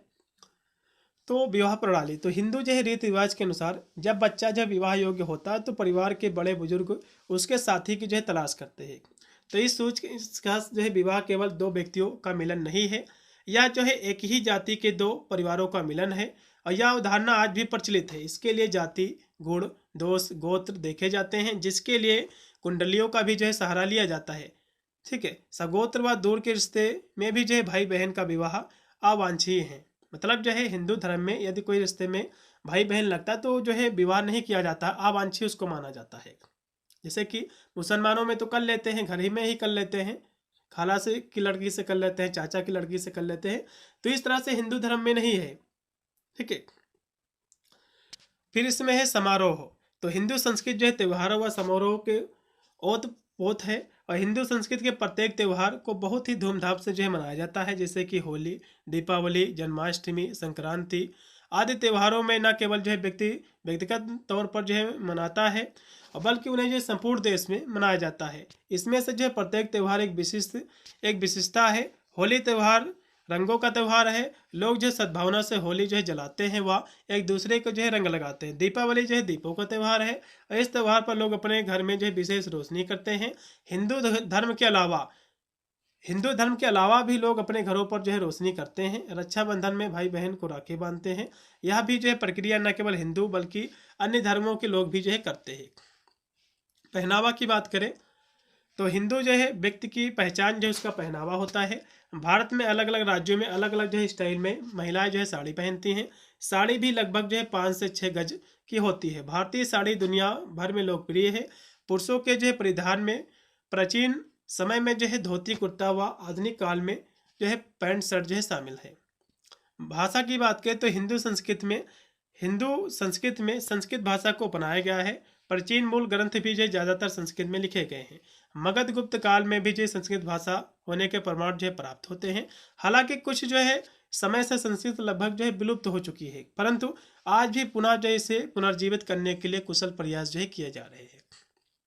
तो इस तरह से आपको लिखना है। अब इसमें अगला जो क्वेश्चन की हड़प्पा सभ्यता के पतन के कौन कौन से कारण थे उसका उल्लेख कीजिए, तो इसको भी जान लीजिएगा। तो हड़प्पा सभ्यता के पतन के बहुत सारे कारण थे, जैसे कि जिसमें से जो है कुछ प्रमुख कारण निम्नलिखित, जैसे कि जलवायु परिवर्तन, क्योंकि हड़प्पा सभ्यता के क्षेत्र में जलवायु परिवर्तन के कारण जो है सूखा पड़ा। ठीक है। जिससे कृषि जो है वहाँ के जो लोग थे कृषि करते थे उनकी कृषि सही से नहीं हुई, तो ये भी एक पतन का उनका कारण था। उसके बाद है नदियों का सूखना, तो सिंधु घाटी नदी और अन्य जितने भी जल के स्रोत थे उनका सूख जाना, ये भी एक कारण था इसके पतन का, सिंधु घाटी सभ्यता का। उसके बाद तीसरा जो इसका कारण था सामाजिक अस्थिरता, मतलब जो है सामाजिक और आर्थिक असमानता के कारण जो असंतोष बढ़ा। फिर है बाहरी आक्रमण भी, मतलब कुछ विद्वानों का मानना है कि जो आक्रमणकारी थे उन्होंने जो है इस सभ्यता के पतन में जो है भूमिका निभाई। उसके बाद जो अगली इसकी कह सकते हो पतन के कारण था व्यापार में कमी, तो व्यापारिक जो है संबंधों में कमी के कारण जो है आर्थिक संकट जो है उत्पन्न हुआ, जिसके कारण जो इसका जो है पतन हुआ। तो इस सभ्यता के पतन के मुख्य जो कारण थे जलवायु परिवर्तन, नदियों का सूखना, सामाजिक अस्थिरता, बाहरी आक्रमण और व्यापार इसमें जो है शामिल थे। तो इस तरह से आपको इसके बारे में आपको लिखना है। अब यहाँ से वैदिक कालीन जो आर्थिक स्थिति है उसकी आपको जो है विवेचना करना, फिर उसको जो है विचारों का आपको वर्णन करना है, तो इसको भी जान लीजिएगा। वैदिक कालीन व्यवस्था जो है मुख्य रूप से कृषि पशुपालन पर जो है आधारित थी और जहाँ जो है पशुधन को जो है संपत्ति का प्रमुख जो है माध्यम माना जाता था। लोग जो है जंगलों को साफ करके जो है खेती करते थे तथा जो है तांबा लोहा जैसे जो वस्तुएं थे उपयोगी उसका जो उपयोग करते थे। व्यापार वस्तु विनिमय प्रणाली पर आधारित था, जिसमें जो है निष्क जैसे सोने के आभूषण का उपयोग मुद्रा के रूप में जो है होता था। ठीक है। तो इसके बहुत सारे कह सकते हो जो इसमें दिया हुआ व्यवस्था के जो आर्थिक स्थिति है इसको हम यहाँ से समझेंगे मुख्य बिंदुओं के माध्यम से। जैसे कि या फिर इसकी विशेषता ये है, जैसे कि पशुपालन। तो यह जो प्राथमिक व्यवसाय था कि गाय को जो है सबसे महत्वपूर्ण माना जाता था। मवेशियों की संख्या को जो है धन और समृद्धि का जो है मापक माना जाता था। उसके बाद है कृषि। तो पशुपालन के बाद कृषि जो है दूसरा प्रमुख जो है पेशा था। खेती के लिए जो है बैल हल का जो उपयोग किया जाता था और वे जो है खाद का भी जो है प्रयोग जो है जानते थे। उसके बाद है उद्योग। तो उद्योग जो है उपयोग के लिए कई तरह के जो उद्योग थे, जैसे कि सूत काटने और जो है कपड़े जो है बनने और जो है बहुत सारे कुम्हारगिरी, लोहारगिरी, सुनारगिरी, ये सभी कह सकते हो उद्योग थे। फिर है व्यापार और जो है वाणिज्य। तो व्यापार जो मुख्य रूप से वस्तु विनिमय के माध्यम से होता था। निष्क जैसे कि सोने के आभूषण का उपयोग विनिमय के लिए किया जाता था। उत्तर वैदिक काल में व्यापार और वाणिज्य में वृद्धि हुई और शहरीकरण की शुरुआत भी जो है हुई। फिर है धातुएं। तो इस काल में जो है लोग जो है तांबा, लोहा जो है अवकाशा जैसी धातुओं का उपयोग करते थे। लोहे का उपयोग जो है अस्त्र शस्त्र बनाने के लिए भी जो है किया जाता था। फिर है कर और जो है शासन। तो राजा को जो है नियमित कर देने की बजाय बलि और जो है भाग के रूप में जो है स्वैच्छित योगदान या जो है नजराना मिलता था। तो इस तरह सबको इसके बारे में आपको लिखना है। अब इसमें जो अगला क्वेश्चन के हर्षवर्धन कौन थे, ठीक है, इनकी उपलब्धियां क्या है। क्वेश्चन बहुत ही महत्वपूर्ण आपके एग्जाम में बनेगा। तो हर्षवर्धन जो है प्राचीन भारतीय सम्राट थे जो 7वीं शताब्दी में 606 से लेकर 647 ईस्वी तक जो है शासन किया था। वह जो है पुष्यभूत वर्धन जो है वंश के शासक थे जिनकी राजधानी जो है कन्नौज थी। उन्होंने उत्तर भारत के जो है बड़े हिस्सों को जो है एकजुट किया था और अपने जो है उदार शासन, द्वैतता और कला और जो है बौद्ध धर्म के संरक्षण के लिए जो है ये जाने जाते हैं। अब इनके अंदर उपलब्धियों की बात करें तो जैसे कि इसमें सबसे पहले हम राजनीतिक इनकी उपलब्धियां हम देखेंगे और इनकी सैन्य उपलब्धियां। तो सबसे पहले साम्राज्य का विस्तार। तो हर्षवर्धन ने जो है बंगाल, बिहार, उड़ीसा जैसे क्षेत्रों पर जो है विजय प्राप्त की और एक विशाल जो है साम्राज्य का निर्माण किया जो हिमालय से जो है नर्मदा नदी तक जो है फैला हुआ था।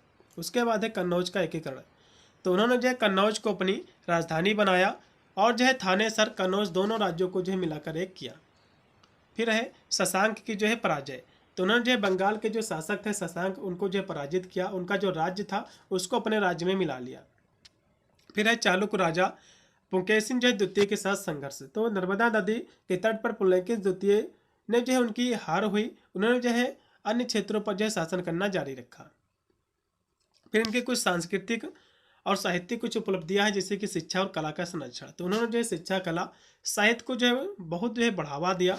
नालंदा विश्वविद्यालय को उदारपूर्वक जो है सहायता भी जो है इन्होंने जो है प्रदान की। फिर है सांस्कृतिक और धार्मिक विकास। तो वे जो है बौद्ध धर्म के समर्थक बने और धर्म व्यवस्था बनाए रखते हुए अन्य धर्मों का भी जो है सम्मान करते थे। उन्होंने कन्नौज और जो है प्रयाग के कई विशाल सभाओं का जो है आयोजन किया। फिर है साहित्यिक योगदान। तो उन्होंने जो है स्वयं रत्नावली, प्रियदर्शिका, जो है नागानंद जैसी जो संस्कृत नाटकों की रचना की। उनके जो है दरबारी जो कवि थे बाणभट्ट ने जो है जो कि हर्ष रचित की एक रचना की थी, जिसमें जो कि हर्ष के जीवन और उनके कार्यों का जो है विवरण मिलता है। तो इस तरह से आपको लिखना इनके बारे में। अब इसमें अगला क्वेश्चन है कि महमूद गजनवी कौन था, उसने जो है भारत पर आक्रमण किस लिए किया था। क्वेश्चन बहुत ही महत्वपूर्ण है, क्वेश्चन आपके एग्जाम में बनेगा। तो महमूद गजनवी ने 1001 ईस्वी से लेकर के जो है 1027 ईस्वी के बीच भारत पर 17 बार आक्रमण किया और जिसका उद्देश्य था भारत का जो धन लूटना था और इस्लाम का जो प्रसार करना था, इसका उद्देश्य था। इसके प्रमुख कारणों में जो है पेशेवर के पास आनंदपाल को जो है हराना, जो कि 1013 में हराया था, कन्नौज पर हमला और जो है और लूट करना, जो कि 1025 में गुजरात का जो सोमनाथ मंदिर है उसको लूटा था इसने। इन आक्रमणों ने जो है भारत की राजनीतिक कमजोरी को जो उजागर किया था और भारत की जो धरोहर थी, जो यहाँ के मंदिर थी, जहाँ की कलाएं थी, उनको जो है नुकसान पहुँचाया था। अब आक्रमण के बहुत सारे मुख्य कारण थे, इसके परिणाम थे, जैसे कि आर्थिक जो है लूट। महमूद गजनवी का मुख्य उद्देश्य था भारत की अपार जो धन संपत्ति को लूटना था, जिसके लिए उसने जो कई बार मंदिरों, शहरों को जो है लूटा था। धार्मिक प्रचार, तो इसका जो ये आया था जो कि महमूद गजनवी, तो एक तो भारत का जितना भी सोना था उसको लूटने आया था और साथ में इस्लाम का जो है बीज यहाँ से बोने आया था यहाँ पर, ठीक है। इसने जो है बहुत सारे जो है लोगों को धर्म परिवर्तित किया है, इस्लाम में कन्वर्ट किया है, जिसके जो कि अपना ही साम्राज्य विस्तार कर रहा था, इस्लाम का प्रचार प्रसार कर रहा था। तो धार्मिक जो है प्रसार, जैसे कि इस्लाम का जो है प्रचार भी इसने आक्रमणों में से एक इसका उद्देश्य था। फिर राजनीतिक जो है प्रभाव, उसके जो है आक्रमणों से भारतीय शासकों की कमजोरी जो है उजागर हुई और अन्य जो आक्रमणकारी थे उनको भी जो है प्रोत्साहन मिला। उसके बाद है सांस्कृतिक प्रभाव। तो उसके जो है आक्रमण ने मथुरा, कन्नौज और सोमनाथ जैसे मंदिरों को जो है नष्ट कर भारतीय जो जो स्थापित जो कला थी, जो मूर्ति कला थी, उसको गहरा जो आघात ये पहुंचाया था। बहुत ही क्रूर जो है शासक था। अब यहाँ से जो अगला इसमें क्वेश्चन कि मोहम्मद जो है गौरी कौन थी? इसने जो है भारत के जो आक्रमण किया था, इसके आक्रमण की दशा का भी वर्णन कीजिए, आपके एग्जाम में क्वेश्चन बनता था। तो मोहम्मद गौरी ने भारत पर जो है कई आक्रमण किए, जिनकी शुरुआत 1175 ईस्वी में जो है मुल्तान में हुई थी। उनका सबसे महत्वपूर्ण जो आक्रमण हुआ था तराइन के 2 युद्ध थे, जो कि 1191 ईस्वी में जो है पहला युद्ध, जिसमें पृथ्वीराज चौहान ने उसे जो है हराया था। मतलब जो तराइन का जो पहला युद्ध हुआ था उसमें जो है पृथ्वीराज चौहान ने जो मोहम्मद गौरी थी उसको हरा दिया था। लेकिन जो दूसरा युद्ध हुआ था जो कि 1992 में, इसमें जो है पृथ्वीराज चौहान को जो है हरा कर दिल्ली पर कब्जा जो है कर लिया था मोहम्मद गौरी ने, और भारत में जो है मुस्लिम शासन की नींव भी जो है रखी थी। इनके बहुत सारे जो है इसके प्रभाव थे आने के मोहम्मद गौरी के, इसके हम कारण समझेंगे। तो प्रारंभिक इसके हम आक्रमण की बात करें, इसके आक्रमणों की चर्चा कीजिए, एग्जाम में क्वेश्चन बनता है। तो इसका जो पहला जो इसका आक्रमण था, मोहम्मद गौरी का पहला आक्रमण 1175 ईस्वी में मुल्तान के विरुद्ध था, जो सफल रहा। इसके बाद जो है 1178 ईस्वी में उसने जो है गुजरात पर आक्रमण किया, लेकिन चालुक्य शासन जो कि मूलराज द्वितीय ने उसे जो है हरा दिया था। उसके बाद तराइन का प्रथम युद्ध, तो ये जो है गौरी ने जो कि पृथ्वीराज चौहान से इनका मुकाबला हुआ और पृथ्वीराज चौहान ने गौरी को जो है हराया था इसमें। लेकिन द्वितीय जो हुआ युद्ध, इसमें जो है मोहम्मद गौरी ने पृथ्वीराज चौहान को जो है हराया था और दिल्ली पर अपना जो अधिकार कर लिया था। इसके परिणाम क्या है? तो इस विजय के बाद गौरी ने जो है कुतुबुद्दीन ऐबक को दिल्ली का गवर्नर नियुक्त किया, जिससे जो है भारत में दिल्ली सल्तनत की शुरुआत हुई। उसके जो है आक्रमण ने कई मंदिरों, शिक्षा केंद्रों को जो है नष्ट किया और भारतीय शासक की जो है शक्ति थी उसको कमजोर किया। अंतिम जो है जो आक्रमण किया था और इनकी मृत्यु की हम बात करें तो 1206 में ईस्वी में जो है गौरी खोकर विद्रोह को जो है दबाने के लिए ये भारत आया और जो है विद्रोह को जो है खत्म करके लौटते समय झेलम नदी के पास उसकी जो है हत्या कर दी गई थी मोहम्मद गौरी की। ठीक है, अब इसमें जो अगला क्वेश्चन कि पृथ्वीराज चौहान कौन थे, इनके बारे में बताइए। क्वेश्चन बहुत ही महत्वपूर्ण है, तो इनके बारे में भी समझ लीजिएगा। पृथ्वीराज चौहान, जिन्हें जो है पृथ्वीराज तृतीय के नाम से भी जाना जाता है, 12वीं सदी के जो है चौहान वंश के एक महान राजपूत थे, महान राजपूत राजा थे। उन्होंने जो है अजमेर की अपनी राजधानी बनाकर वर्तमान राजस्थान, दिल्ली, हरियाणा, पंजाब, मध्य प्रदेश, उत्तर प्रदेश के कुछ हिस्सों पर अपना शासन किया था। उन्हें जो है भारत में इस्लामी विजय की शुरुआत करने वाले मोहम्मद गौरी के साथ तराइन की पहली और दूसरी लड़ाई के लिए जो है जाना जाता है। ठीक है, तो इस तरह से इनके बारे में आपको जो है लिखना है, क्योंकि पहला जो युद्ध हुआ था तराइन का, तो उसमें जो है जो कि पृथ्वीराज चौहान ने मोहम्मद गौरी को हरा दिया था, लेकिन दूसरा जो युद्ध हुआ तो इसमें जो है हार गए थे। अब यदि हम अगला क्वेश्चन की बात करें कि गुर्जर जो है प्रतिहार वंश क्या है, इसके बारे में समझिएगा। इसके संस्थापक कौन है? तो गुर्जर प्रतिहार वंश ने 8वीं और जो है 11वीं शताब्दी तक जो उत्तर भारत के बड़े हिस्से पर जो है शासन किया है। इस जो है राजवंश के संस्थापक हरिचंद्र जो है माने जाते हैं। हालांकि नागभट्ट प्रथम जो है को जो है एक कह सकते हो संगठित साम्राज्य के रूप में जो स्थापित करने का श्रेय दिया जाता है, लेकिन उसका जो संगठित जो प्रयास किया था, समाज का जो विस्तार किया था, वो किसने किया था? नागभट्ट किया था। इसलिए इसका जो संस्थापक माना जाता है राजवंश का, गुर्जर प्रतिहार का, जो है नागभट्ट को माना जाता है। और इसकी राजधानी जो है शुरू में उज्जैन और बाद में जो है कन्नौज बनी। और जो है ये राजवंश अरबों के आक्रमण का जो है विरोध करते और पाल और राजपूतों के साथ जो है त्रिपक्षीय और सत्ता जो है संघर्ष के लिए प्रसिद्ध था। मिहिर भोज इस वंश के सबसे जो है प्रसिद्ध शासकों में से एक थे, जिनका जो है शासनकाल लगभग जो है 836 से लेकर 885 ईस्वी तक जो है था। इस तरह से आपको लिखना है। फिर है विशाखा दत्त कौन थे, इनके बारे में समझ लीजिए। विशाखा दत्त जो है गुप्त सम्राट जो कि चंद्रगुप्त जो द्वितीय थे, इनके दरबारी थे। वह जो है गुप्त साम्राज्य के प्रसिद्ध कवि नाटककार थे विशाखा दत्त जी। उनकी जो है सबसे जो प्रमुख जो रचनाएं हैं मुद्रा राक्षस है, देवी चंद्रगुप्तम, इनकी जो है 2 रचनाएं हैं। तो यहाँ से हम बात करें तो चंद्रगुप्त द्वितीय जो कि विशाखा दत्त शासक चंद्रगुप्त द्वितीय के जो है दरबारी थे। चंद्रगुप्त जो द्वितीय थे, इनके जो है दरबारी कौन थे? विशाखा दत्त जी थे। और जो है इन्होंने जो है 375 से लेकर 413 ईस्वी तक जो है शासन किया था चंद्रगुप्त जो है द्वितीय ने। इनकी हम प्रमुख रचनाओं की बात करें तो मुद्रा राक्षस और जो है देवी चंद्रगुप्त इनकी जो रचनाएं थी विशाखा दत्त जी की। स्कंदगुप्त की उपलब्धियों का जो है संक्षेप में आपको वर्णन करना है, ध्यान से जान लीजिएगा। स्कंदगुप्त जो है गुप्त वंश का अंतिम जो है शासक था। इसके जो है विषय में विस्तृत जानकारी भीतरी स्तंभ लेख से जो है मिलती है। स्कंदगुप्त की उपलब्धियां जो है निम्न प्रकार, जैसे कि सुदर्शन झील। तो सुदर्शन झील आपके एग्जाम में टिप्पणी लिखने को पूछता है।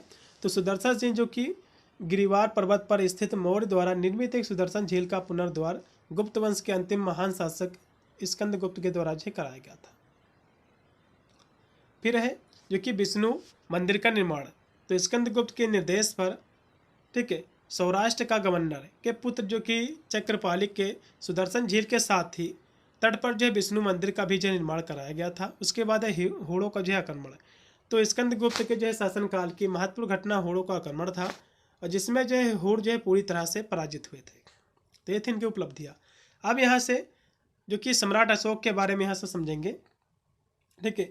तो सम्राट अशोक मौर्य वंश के एक महान शासक थे, जिन्होंने लगभग 268 ईस्वी से लेकर जो है 232 ईसा पूर्व तक शासन किया है। उन्होंने जो है अपने शासनकाल में शुरुआती दौर में क्रूरता के साथ ये जाने जाते थे, लेकिन जो है कालीन युद्ध के बाद उनका हृदय जो है परिवर्तित हुआ और वे जो है बौद्ध धर्म अपनाने वाले सबसे प्रसिद्ध जो है सम्राट बने। वे जो है भारत में बौद्ध धर्म के प्रसार के लिए जाने जाते थे और उन्होंने जो है अपनी प्रजा के कल्याण के लिए अहिंसा धर्म का जो है पालन करना जो है प्रयास किया था। तो मौर्य वंश के शासक कौन है?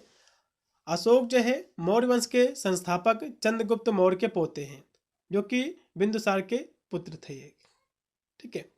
अशोक की एग्जाम में क्वेश्चन बनता है कि अशोक की धम्म नीति क्या है, इसका सिद्धांत क्या है, इसको भी समझ लीजिएगा। तो इनका जो है पहला था सिद्धांत में अहिंसा। तो सभी जो है जीवित प्राणियों के प्रति जो है हिंसा न करने का उपदेश इन्होंने दिया। और सहगुणता, सभी जो है धार्मिक संप्रदायों के प्रति इनका सम्मान था, सहगुणता जो है बनाए रखना। सामाजिक जो है कर्तव्य, माता पिता का सम्मान, बड़ों के प्रति जो है श्रद्धा, कर्मचारियों और जो है मालिकों के बीच जो मानवीय व्यवहार, ये भी इनका सिद्धांत था। सामाजिक जो है कल्याण, जैसे कि पेड़ लगाना, कुएं का निर्माण करवाना, विश्राम गृह बनवाना और मनुष्य व जो है जानवरों के लिए चिकित्सा की जो है व्यवस्था करना। और है नैतिक जो है आचरण, तो अंधविश्वासी गतिविधियों से जो बचाना, सत्य बोलना, अपने धर्म का सम्मान करते हुए दूसरे के धर्म का जो है आदर करना, ये सभी इनके जो है धर्म नीति की सिद्धांत है। अब यहाँ से अगला जो क्वेश्चन की सिंधु घाटी की सामाजिक व्यवस्था कैसी थी बताइए। इनकी हम सामाजिक व्यवस्था की बात करें सिंधु घाटी सभ्यता के बारे में, जैसे कि समाज का संगठन। तो ध्वंस अवशेषों से जो है पता चलता है कि समाज उस समय जो है 4 भागों में विभक्त था। इसमें जो है विद्वान थे, योद्धा थे और जो है व्यवसायी तथा जो है श्रमजीवी। विद्वानों के अंतर्गत जो है जो विद्वान थे इसके अंतर्गत जो है पुजारी और वैद्य और जो है ज्योतिष इसमें जो है आते थे। यदि हम भोजन की बात करें उस समय की, तो अनुमान है कि नगर के निवासी जो है दूध से बनी जो वस्तुएं थी उनको खाते थे। गेहूँ, जौ, मछली, मांस और जो है भेड़ का मांस इत्यादि जो है खाते होंगे। सिंधु घाटी के निवासियों ने इस क्षेत्र में जो है काफ़ी उन्नति कर ली थी। फिर है वस्त्र। तो वस्त्र जो है सूत काटने के चरखे, सूती कपड़ों के लिए टुकड़ों की जो जानकारी मिलती है, वे जो है सूती ऊनी दोनों प्रकार के वस्त्रों का जो है प्रयोग करते थे। अनेक जो है वस्त्र संबंधी ज्ञान के लिए सौभाग्यवश एक जो है पुरुष की मूर्ति प्राप्त हुई थी, जो साल ओढ़े जो है खड़ा हुआ था। फिर है श्रृंगार। तो स्त्री और पुरुष दोनों जो है श्रृंगार करते थे। कुछ मनुष्य जो है छोटी मोटी जो है मूछें और दाढ़ियाँ जो है रखते थे, और कुछ मनुष्यों के जो है सिर पर बाल जो है छोटे रखे होते थे। फिर है आभूषण। तो इसमें जो है आभूषण, जैसे कि सिंधु घाटी में स्त्री और पुरुष को आभूषण से जो है विशेष प्रेम था, काफ़ी प्रेम करते थे और धनी और निर्धन समान रूप से और जो आकृष्ट थे। और कुछ आभूषण ऐसे थे जो स्त्री पुरुष दोनों पहनते थे। इन आभूषणों में हार जो है, भुजबंद, कंगन, मुद्रिका, स्त्रियों के आभूषण में जो है नथुनी, करधनी, बाली आदि जो है प्रचलित थी, ठीक है। तो ये था इनका सामाजिक व्यवस्था थी जो कि सिंधु घाटी सभ्यता की। तो ये थी आज की हमारी क्लास जो कि मैंने करा दिया है, आपके इस संपूर्ण पाठ्यक्रम से है, ठीक है। आपको अन्य कोई भी वीडियो अन्य क्लास देखने की बिल्कुल भी आवश्यकता नहीं पड़ेगी, या अन्य हम कोई भी क्लास कराएंगे भी नहीं, क्योंकि यही क्लास आपके लिए पर्याप्त है। पूरा का पूरा पेपर आपका इन्हीं से फंस के आएगा। वीडियो को शेयर कर देना दोस्तों पास भी, और चैनल को सब्सक्राइब करके ऑल नोटिफिकेशन को भी ऑन कर लेना, जिससे मैं अन्य कोई भी वीडियो डालूंगा तो उसका नोटिफिकेशन आपको मिलेगा सबसे पहले। मिलता है वीडियो के लिए, तब तक सभी को thank you for watching this video.